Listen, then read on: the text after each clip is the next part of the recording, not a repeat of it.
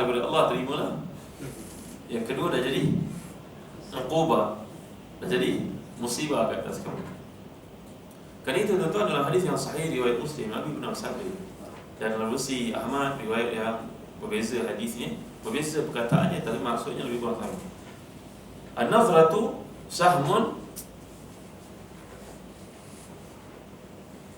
masmumatun min sihami iblis.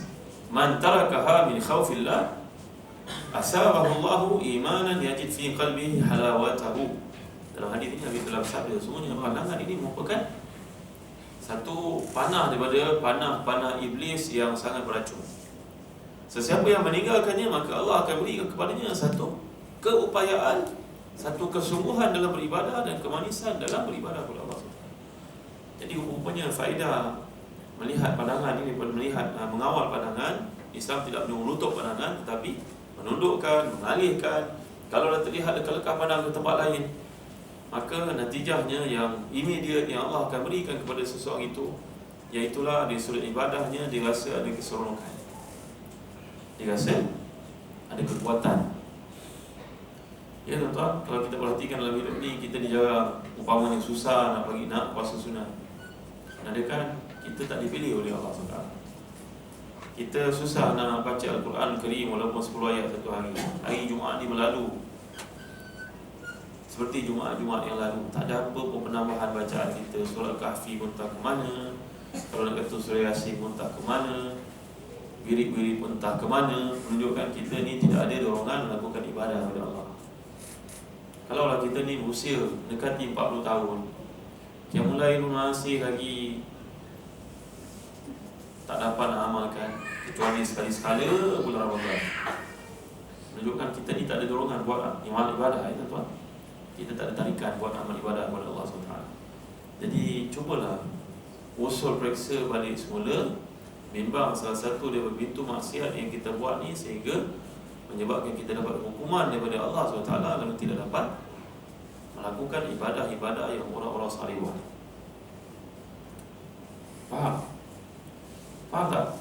An-nazratu sahmun masmumatun min sihami iblis, man tarakaha min khawfillah asabahu Allahu imanan yajid fi qalbihi halawatahu. Orang yang menjaga pandangannya, terutama pesan ini kepada orang lelaki, kalau dia berjaya mengawal pandangannya dari melihat perkara-perkara yang haram, maka Allah akan beri kepadanya satu kekuatan untuk melakukan ibadah kepada Allah SWT. Sebab bila kita baca kisah para ulama yang terdahulu, mereka sembahyang satu hari 100 rakaat selain daripada fardu. Dah tu mengkhatamkan Quran dalam sembahyang berkali-kali. Nampak?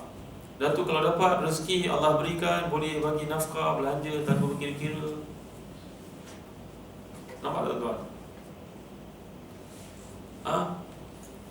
Siapa contoh yang kita nak ambil? Ambil Abdullah bin Al-Mubarak, seorang tabi'i yang terkemuka, yang hebat, yang hidup zaman dengan Abu Hanifah, pernah hidup zaman dengan Imam Syafi'i, pernah berjumpa dengan Imam Malik. Allah Mubarak ni seorang peniaga yang hebat, tuan-tuan. Peniaga yang hebat. Dia pernah nak pergi ibadah haji, dia bawa dalam kocek dia lebih kurang lah tuan-tuan 1000 dinar dia bawa. 1000 dinar ni, saya tanya kepada orang yang ahli dari sudut kiraan muamalatnya, saya tanya Dr. Zahrudin,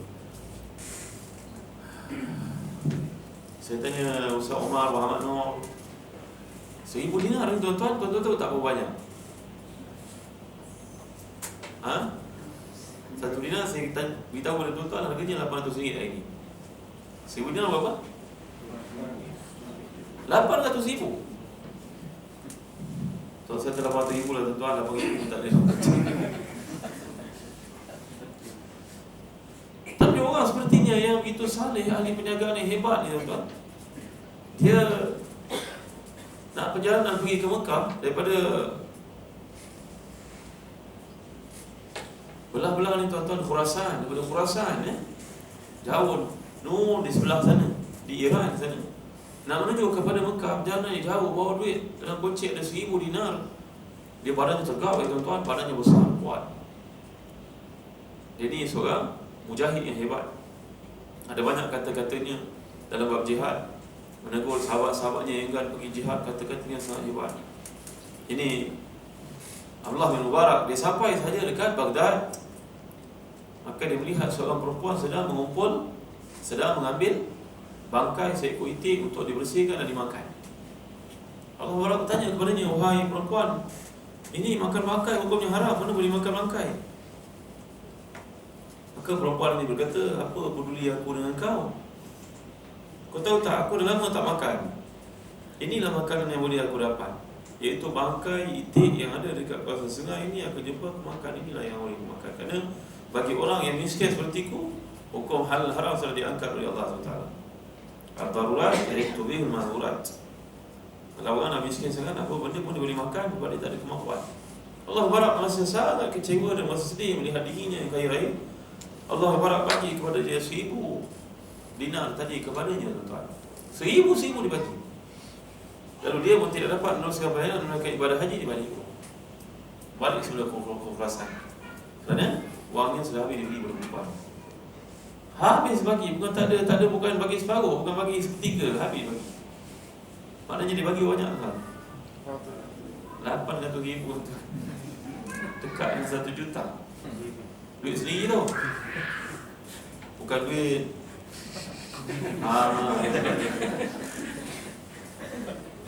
ingat apa nama tu? Itik apa tu? Sigaraga apa dia? Apa dia? Sadik sigaraga. Kalau kau nak bagi zakat, kau bagilah duit kau. Duit kau sendiri, jangan bagi duit rakyat. Duit cukup. Tuan-tuan yang boleh kongsi. Sekarang pula Allah Barak ni tengok tuan, satu kualiti yang ya Allah, sedihnya tengok. Ya, itu kepada orang yang dia tidak kenal. Kalau kepada adik-beradiknya, kepada keluarganya, lagilah dia punya tidak berkira-kiranya, tuan-tuan yang boleh kongsi. Orang-orang saleh sepertinya ada peruntukan pula pada adik-adik yang susah setiap bulan bagi gaji. Ini 2,000, ini 1,000, ini 500. Ya, tidak berkira langsung. Kenapa tuan-tuan mereka buat begitu? Kerana mereka ada kemanisan iman, keseronokan dalam ibadah kepada Allah SWT. Ya, kita pergi kisah Sulaiman bin Yasar radhiyallahu anhu, seorang yang hidup sezaman dengan Sa'id bin Al-Musayyab, yang sangat disayangi oleh para ulama di kalangan tabi'in. Jil yang pertama, tuan-tuan, generasi yang pertama. Sa'id Musayyab ini adalah ketua tabi'in, tetapi sayang dia kepada Sulaiman bin Yasar radhiyallahu anhu, menyebabkan dia bila orang tanya kepadanya soalan, dia kata pergi tanya kepada tokoh muda ini. Bukan ulama muda tau, tokoh muda ini, pergi tanya dia. Padahal Sa'id bin Musayyab, siapa tidak kenal, tuan-tuan, belajar dengan kebanyakan para sahabat Nabi yang masih hidup pada zaman itu. Tapi dia punya tawaduknya tanya kepada Sulaiman. Dan bila kita baca kisah Sulaiman bin Yasar ni, tuan-tuan, dia adalah seorang lelaki yang sangat tinggi,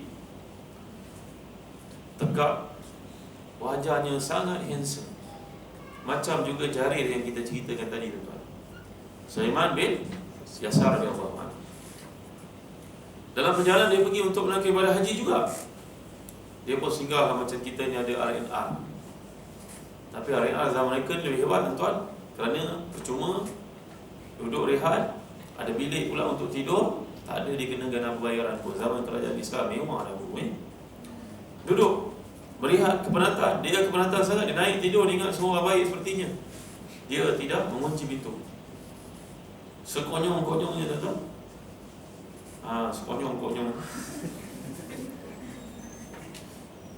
Ya, menerjah dan masuk seorang perempuan yang sangat cantik ke dalam kamar tersebut. Orang lain pun tidak perasan. Tak ada siapa pun boleh menghalang kalau nak dibuktikan bahawa mereka melakukan maksiat di masa itu.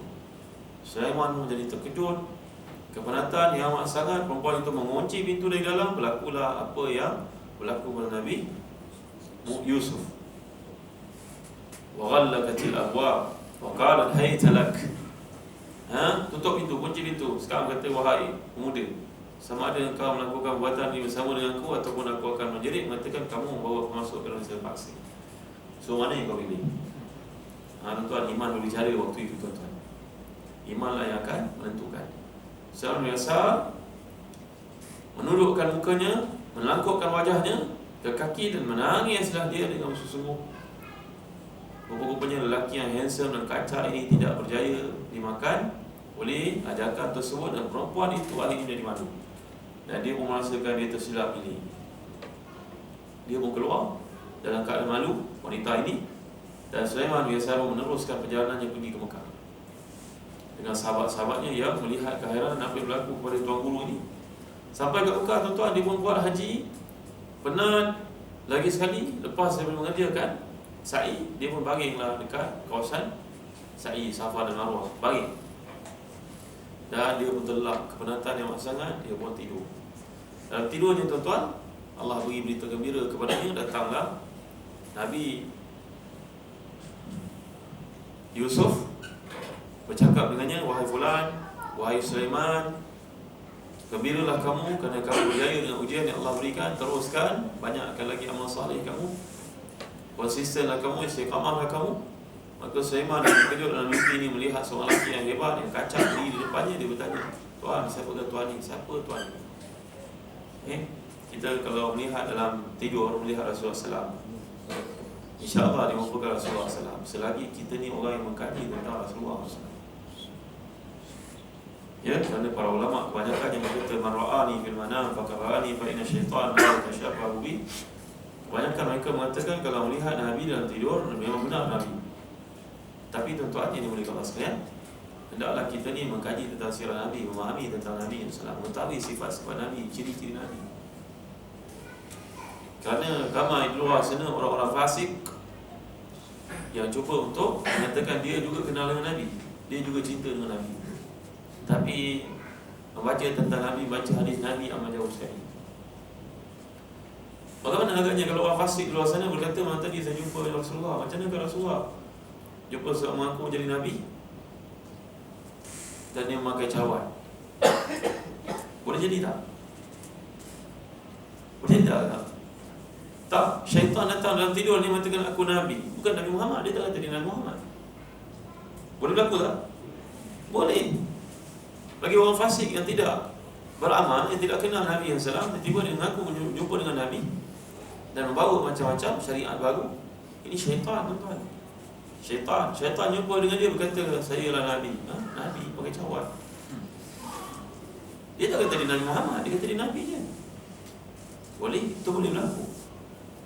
Baik tuan-tuan, sekarang saya biasa melihat dalam tidurnya datang Nabi Yusuf, berkata kepadanya, wahai hamba Allah, saya bagus kamu teruskan dan Allah bagi kepada istiqamah. Ya, ilmu yang ada kamu pelengkapkan diri kamu, bersungguh-sungguhlah beramal wahai Sulaiman, kerana ramai manusia ada ilmu tapi tak beramal. Sulaiman tetap bertanya, siapakah Tuhan ini? Dari mana Tuhan datang? Jawapannya, akulah Yusuf bin Ya'qub.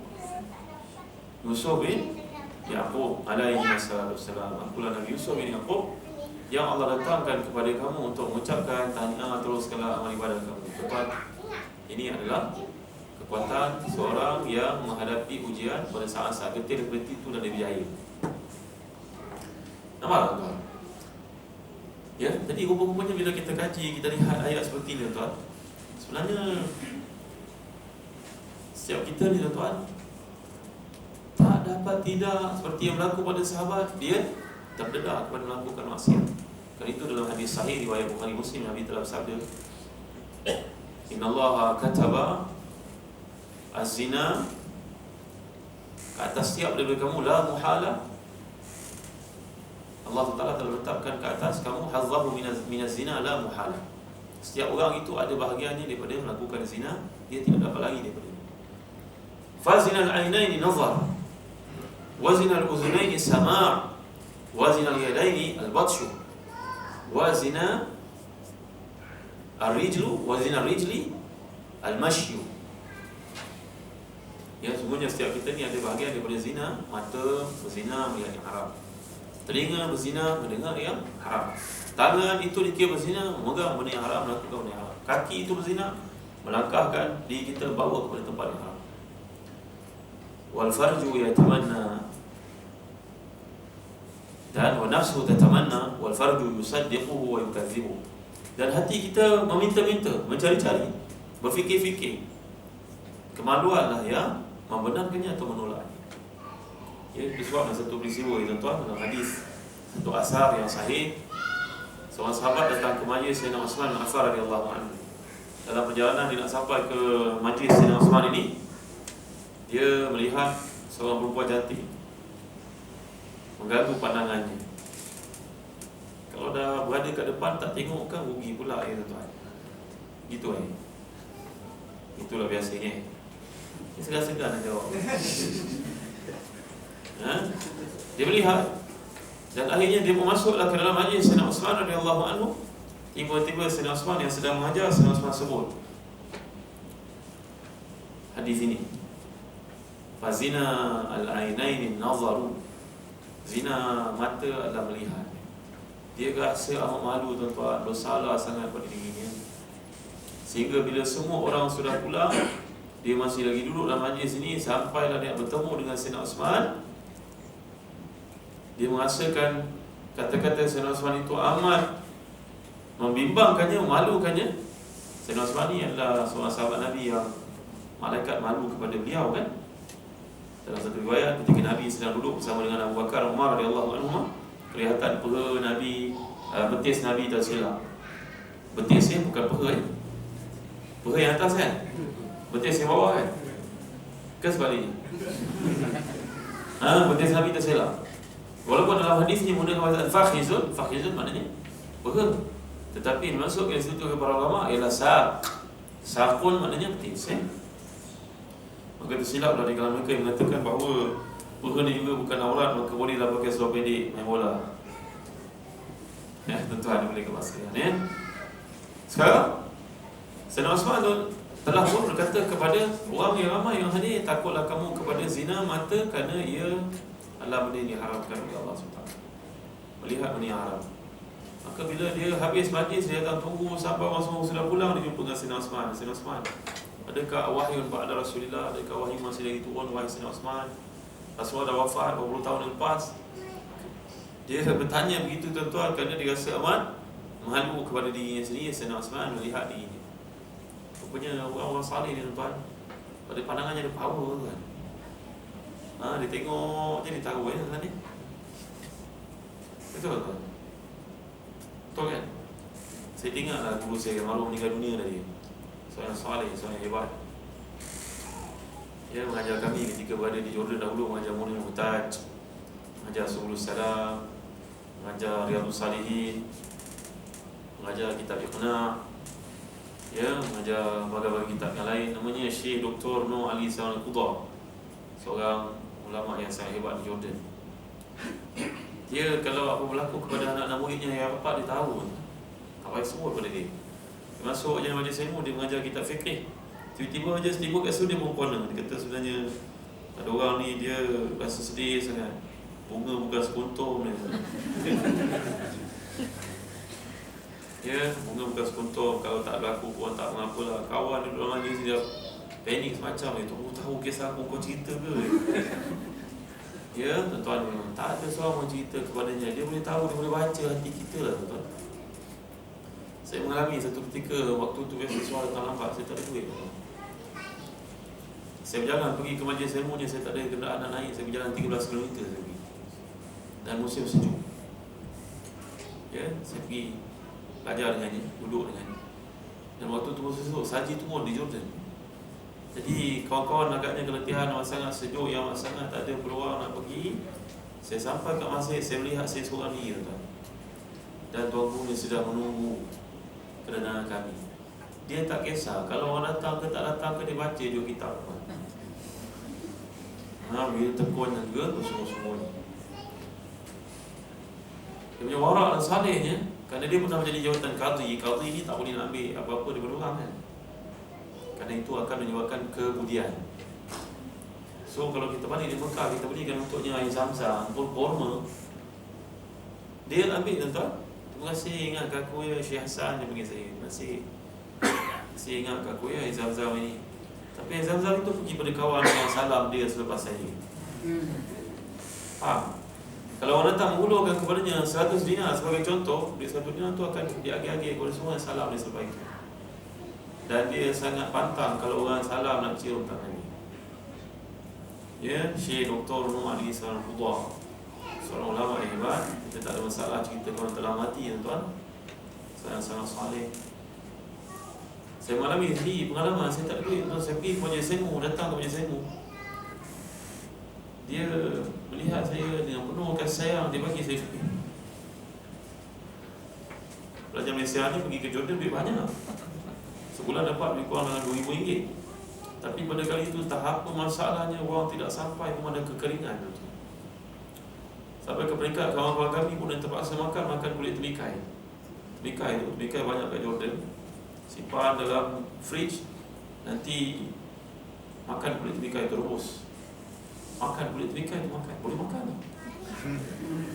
Kalau dia kebuduh sangat. Masya Allah. Ya, dia melihat saya, kita ditahu pada hidupnya serba sederhana. Tuan diberikan saya.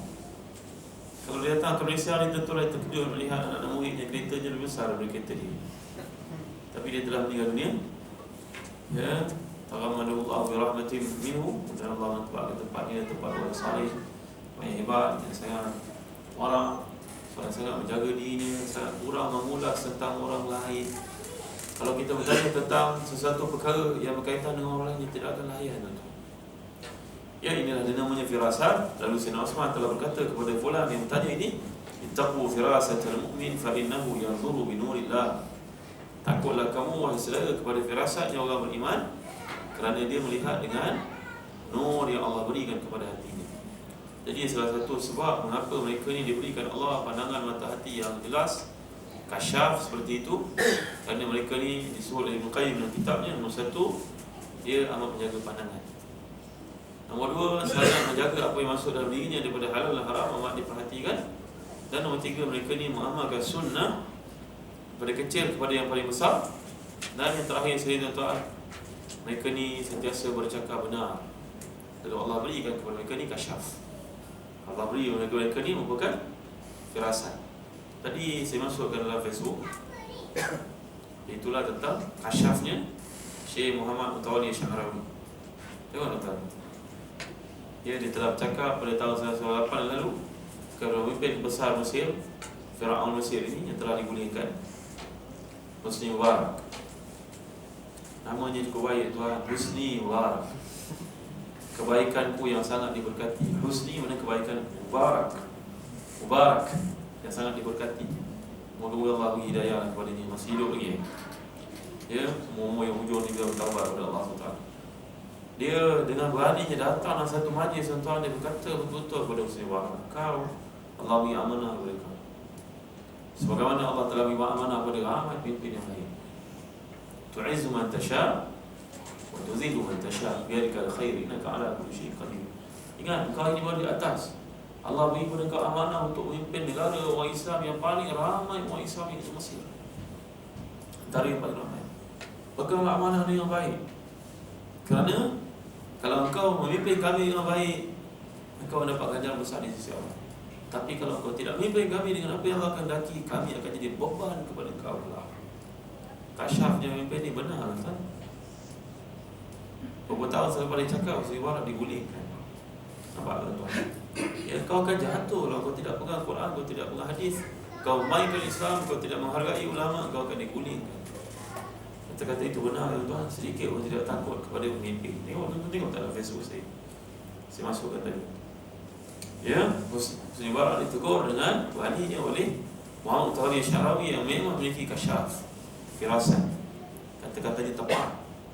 Ya, jadi tuan-tuan boleh maksudnya rupanya kita dapat buat kesimpulan yang Allah masukkan di sini, zalika azka lahum, itu adalah lebih baik bagi mereka. Lebih baik ini nombor satu, bila menjaga pandangan, kamu selamat daripada maksiat.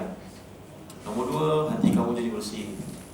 Nombor tiga, Allah beri kepada kamu keseronokan melakukan ibadah kepada Allah yang tidak ada pada semua orang. Tuan-tuan yang Allah sekalian, kata Ibrahim bin Adham, kalaulah mereka tahu nikmat kami yang bangun malam seperti hari ini, mereka tentu akan membunuh kami.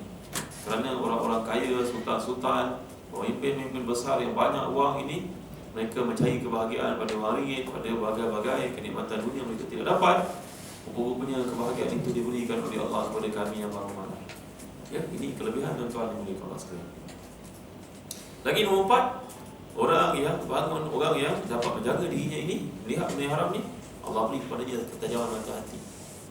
Macam Sayyidina Umar Khattab radhiyallahu anhu disifatkan oleh Ummul Mukminin Aisyah radhiyallahu anha, pengetahuan Sayyidina Umar kepada benda yang belum berlaku menepati lebih tepat daripada pengetahuan kamu terhadap perkara yang pernah berlaku. Kita ni tahu benda-benda lepas tapi tak tepat. Sayyidina Umar tahu benda yang akan datang, Allah berikan kepadanya ilham. Dia bukan meramal masa depan dari tarikh lahir kan. Dia bukan menceritakan masa depan seorang pada tarikh lahir. Dia bukan menceritakan masa depan seseorang pada perwatakannya, tidak. Sekarang ada macam-macam tu cara nak motivasikan diri. Ada pula sekarang pakai jentik tu, jentik doa sikit buat macam tu jadi. La ilaha illallah Rasulullah. Dia ingat malaikat tu mendengar petikan jari dia. Dia ingat Allah tu dengar petikan jari dia. Ada sekarang satu kaedah motivasi moden yang banyak dipakai oleh mereka yang lalai ni, yang jahil ni. Kita kalau duduk termenung kan, menung, oh aku nak pakai sebuah Mercedes, buat macam ni. Nanti dah jadi Mercedes. Ya, duduk, oh aku insya-Allah bulan 4 nanti nak pergi umrah, ya Allah bagi aku pergi umrah. Terus boleh beli tiket pergi umrah. La ilaha illallah Muhammadur Rasulullah. Macam cara orang jahil gunakan pada ini, mempromotkan cara-cara yang menyeleweng. Ya, Sayyidina Umar Khattab radhiyallahu anhu disifatkan dia mengetahui perkara yang akan berlaku lebih tepat daripada apa yang kita tahu terhadap perkara yang telah berlaku. Dan most probably orang seperti Sayyidina Umar ni memang lawan dari mana. Ya, dan tuan kata Ibn Hajar Asqalani radhiyallahu anhu rahmatullah alaihi, seorang ulama yang terkemuka, ulama hadis yang hebat, dalam kitab ni Fathul Bari. Bukan yang seorang tu ya. Di nama kitab Fathul Bari. Fathul Bari nama kitab. Mana Fathul Bari adalah pembukaan oleh Allah yang Maha Kaya. Fath maknanya buka. Al-Bari, Al-Bari nama Allah, salah satu daripada nama Allah Al-Bari. Abdul Bari, ada orang nama Abdul Bari kan. Al-Bari nama Allah SWT ya. Dia kata kalau kamu jaga kepandangan tuan-tuan, ya ini saya tim nak sebut. Tapi mohon maaf ni para ulama buat kajian. Al-Imam Ibn Hajar mengatakan dalam Fathul Bari, orang yang menjaga pandangannya maka Allah akan berikan kepadanya dalam kehidupan dia suami isteri hidupnya lebih bahagia. Tuan-tuan, apa yang nak pakai ubat kuat tuan-tuan? Ini para ulama punya kajian. Mereka mengatakan orang yang menjaga pandangannya Allah berikan kepadanya satu kekuatan, satu kesihatan, kebahagiaan yang tidak akan diberikan melainkan kepada orang salih. Dan kesalihan itu salah satu sebabnya dalam perintah Allah manusia ini menjaga pandangan. Ya, jadi kalau kita ni hidup masih bergaduh saja suami isteri, ada saja benda yang tidak kena, cuba cek diri kita. Salah satu sebabnya kerana mungkin kita ni banyak sangat melihat benda mengarut pun. Tengok TV pun, tengok movie lepas-lepas Isyak pun mengarut juga tuan-tuan. Siapa kata tak mengarut? Saya rasa orang lelaki yang normal kejadiannya, kalau tengok filem apa yang tuan-tuan tengok? Cuba cerita pada saya dulu tuan. Apa yang tuan tengok? Tengok dia punya actress, betul tak? Oh cantik, orang boleh tengok filem ni. Tuan-tuan jangan bohong lah tuan-tuan. Jangan menipu diri kita. Kalau kita tengok movie, kita akan tengok apa? Tengok orang perempuannya. Orang perempuan saya tak tahu dia tengok apa. Perempuan dia tengok apa? Tengok hero ni. Abang kami begitu, kita tidak pernah jadi orang perempuan, kita pun tidak tahu. Tapi kalau orang lelaki dia tengok, dia tengok. Tuan-tuan, dia mengurangkan kenikmatan kita beribadah kepada Allah. Dia mengurangkan kesungguhan kita beribadah kepada Allah, menghilangkan ketajaman mata akal kita, dan menyebabkan hubungan kita dengan isteri pun menjadi retak. Semoga Allah beri kepada kita kefahaman terhadap ayat ini. Dan nanti kalau ada peluang kita lihat ayat berikutnya, bahawa datang perintah kepada orang perempuan. Kepada orang perempuan pun dilarang melihat orang lelaki tanpa sebab yang munasabah. Kerana Nabi pun melarang isteri-isteri yang melihat. Abdullah bin Ummi Maktum radhiyallahu anhu. Abdullah bin Ummi Maktum ni adalah seorang sahabat yang buta. Dia tampil dalam satu majlis, Sayyidatina Aisyah melihatnya, maka Nabi menegur, kamu jangan lihat lelaki ni.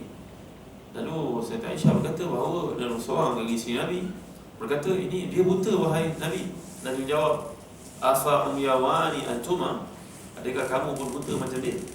Jadi nampaknya Nabi melarang melihat tanpa sebab. Ya, melihat ni secara Ringkasnya para ulama fuqaha bincangkan dibenarkan dalam beberapa sebab. Antaranya kerana belajar, antaranya kerana menuntut ilmu. Yang kedua, antaranya kerana berjual beli, kan? Antaranya kerana menjadi saksi, antaranya bila melibatkan nak berkahwin. Sampai Nabi suruh sahabat dia pergi tengok, izhab fanzur ilaiha, pergi lihat betul-betul wanita yang akan menjadi isterimu itu, tengok betul-betul. Walau bagaimanapun dalam konteks